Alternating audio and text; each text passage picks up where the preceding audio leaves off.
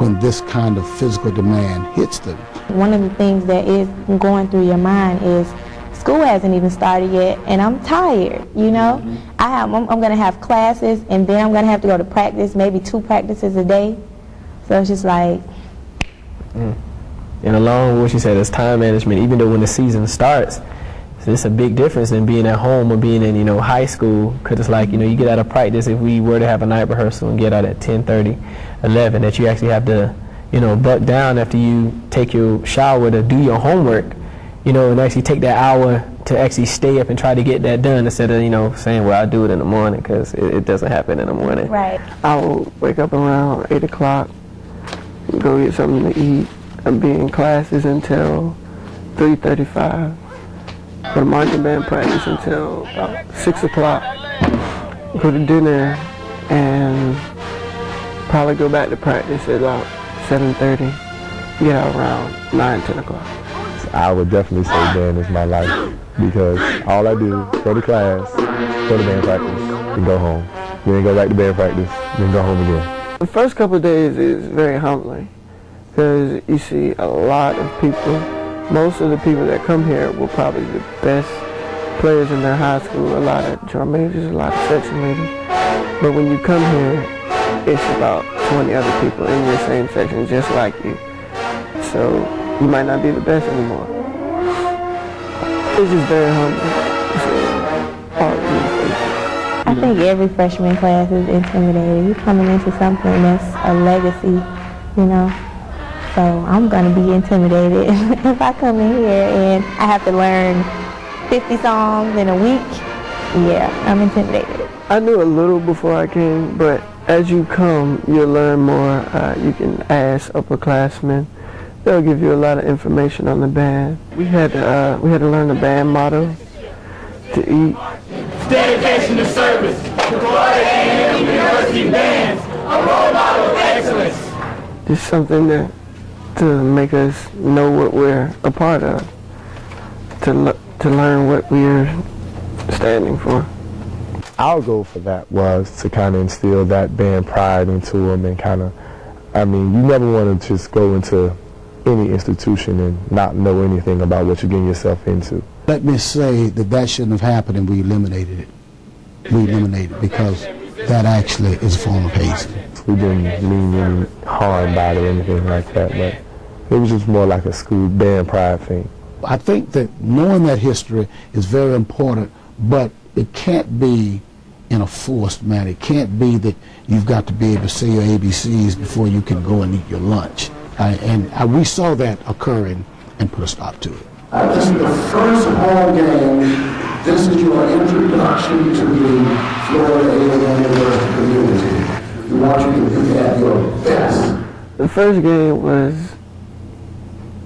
a nerve wreck, because we were all very excited, just waiting to go in the stands.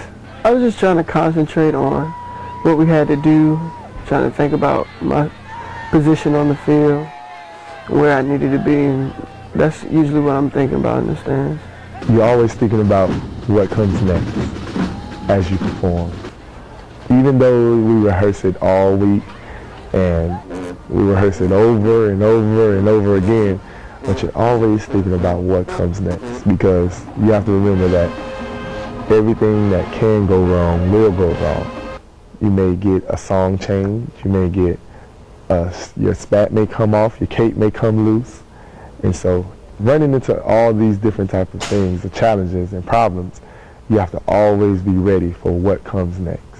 During the show, I'm constantly analyzing what the band is doing, how precise they are, how musical the presentations are, and then there's a point where I move down to the end zone and I look at the audience, because I want to see how they're appreciating what we're doing, how they accept what we're doing, how they enjoy what we're doing.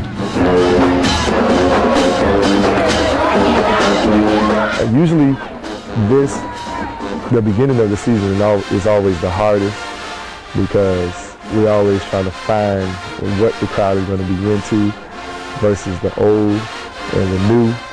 So the staff or the committee may say, okay, well, the songs that were out in the summer, they're considered old songs. And the songs that are coming out in the fall will be the new songs. But the old songs, which are the songs that were out in the summer, turns out to be your best songs. I'm on the show planning committee and the dance routine committee. And sometimes it can be kind of hard because Dr. White has last say-so. And if Dr. White has something in his mind that he wants to do, we're going to do it. Most likely, we're going to do it. It's pretty hard persuading him sometimes to do something that we know maybe will get the crowd, you know, the younger crowd, but then he's thinking about the older crowd. And sometimes we are too, but he doesn't. He just has it in his mind that, okay, well, this is going to get him. I think that our band, one hallmark of our band is the variety that we do. We'll do Flight of the Bumblebee, we'll do 1812 Overture, we'll do William Tell Overture, we'll do a Beethoven Symphony, just as soon as we would do the other pieces. And yes, some individuals are quite surprised when they hear us go to the other side.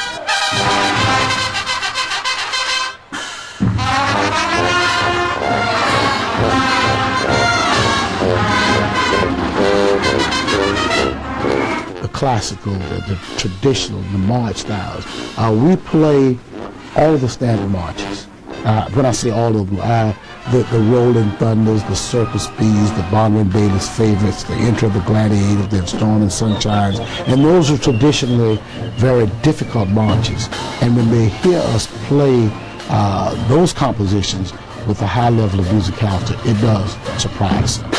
We're changing the show this Saturday from last Saturday. Yeah, it's more like the band staff Saturday. Yeah, you go ahead and talk about that.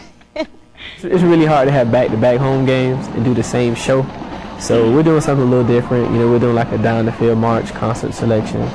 And you know, I mean, the hit of the show this Saturday would be the actual Holy, Holy, Holy with the you know, the big mass choir.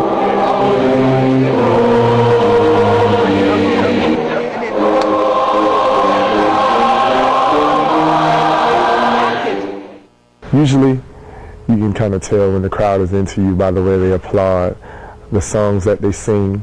And we usually look for that 3-layer cake, as we sort of call it, in the show planning committee. The drill, the concert selection, and the dance routine.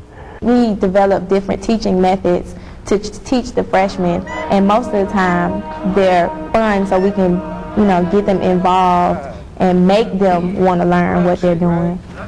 So that's part of the fun. And the dancing team is always fun. You know, you have those people who can't dance. Let's get this party started! Our dance routines are quite different. They're quite complicated. When I was in the band, it was just a basic, a waltz, a tango, a little something. And I don't know, with my physical structure, that I could make the band now. I don't know if I dance well enough to be in the band. But these kids are, they're quite adapted to it. But that is something that we have to consider too. That not only do they play well, they must play well, they must march well, but they must be able to coordinate and put all of that together. In addition to discipline, the discipline with the marching, the discipline with the playing, and the academic discipline, because after all, that is what they come to school for. It's fun, you know.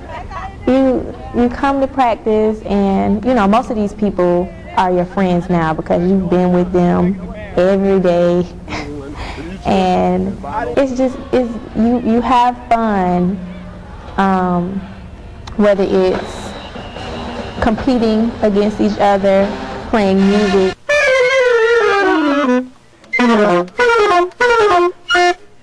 or out on the field, because we